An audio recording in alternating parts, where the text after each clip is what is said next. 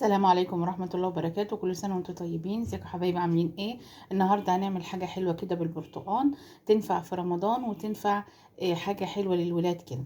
اول حاجة عندي لبن، عندي كوباية عصير برتقال،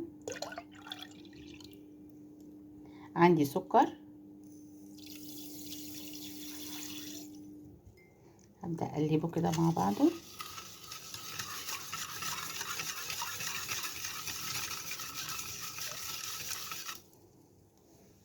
عندي 4 معالق نشا،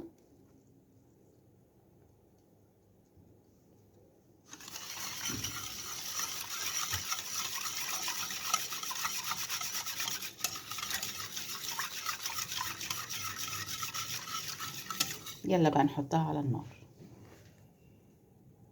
كده. بقى زي ما انتم شايفين استوى معايا.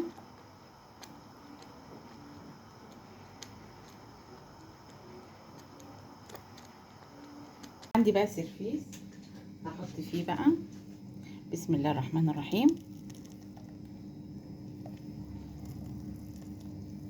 وطبعا هدخله بقى التلاجة يبرد شوية على ما اعمل له الزينة التانية او الطبقة التانية.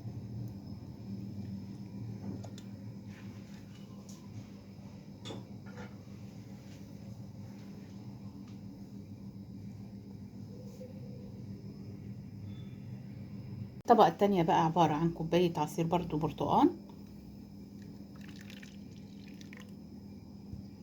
وعندي سكر، وعندي معلقتين نشا. برضو هقلبهم وهسيبهم على النار.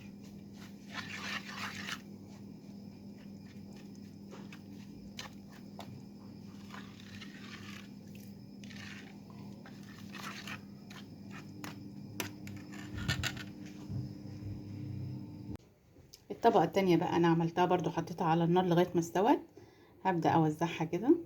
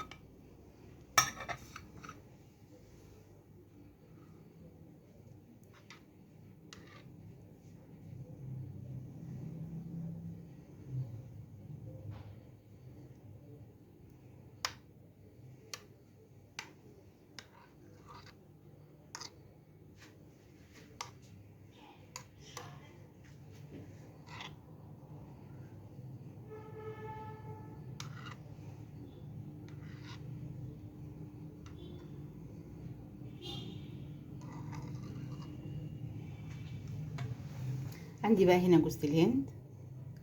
ابدأ ازوق الطبق بتاعي كده الجميل. طبعا ده طبق ينفع لرمضان، تحلية كده بعد الفطار، حاجة سهلة وبسيطة ومش مكلفة.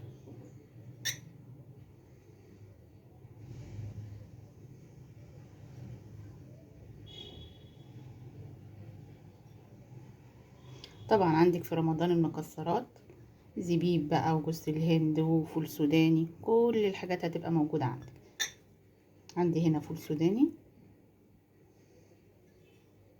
طبعا لو عندك اي حاجة تزوقي بيها، دي حاجة ترجع لك انت. وبالهنا والشفا، والسلام عليكم ورحمة الله وبركاته.